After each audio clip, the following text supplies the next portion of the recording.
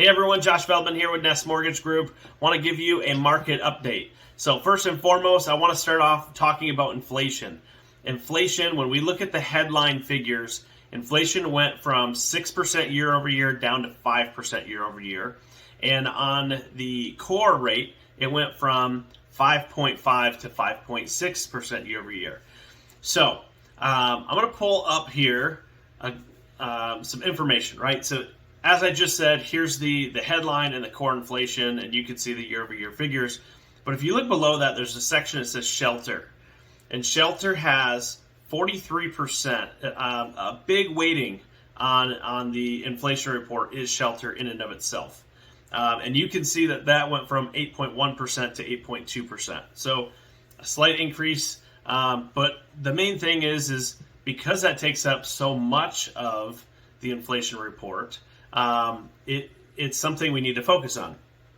So I'm going to share with you also this graph, which just shows you what we're starting to see on the shelter costs when it comes to the inflation. So where you see that yellow graph, obviously we're seeing things going from a clear upwards trend to now starting to move down.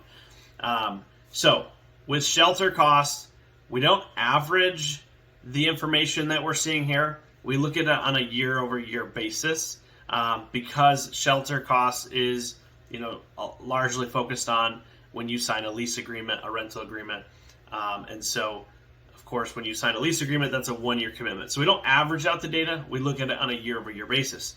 So when we look at this, we can start seeing that we're starting to move towards a downwards trend, and as we continue to move on a downward trend, that should help start reducing the inflation, because that is obviously, like I said, a big part of the overall inflation figure, that coming in at 43%.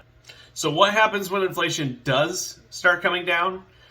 Well, if people are still out buying today and rates are still high, when rates do come down, it's going to mean that more buyers are coming into the market. So it's very important to be prepared, plan ahead. If you can buy today, because you're going to be competing with less people. As more and more people come into the market, unless inventory rises significantly, which I just don't foresee that happening, there's just not the homes out there, it's going to get more challenging to get your offer accepted, and you're going to pay more for that next house. Reach out if I can help you. Have a great day.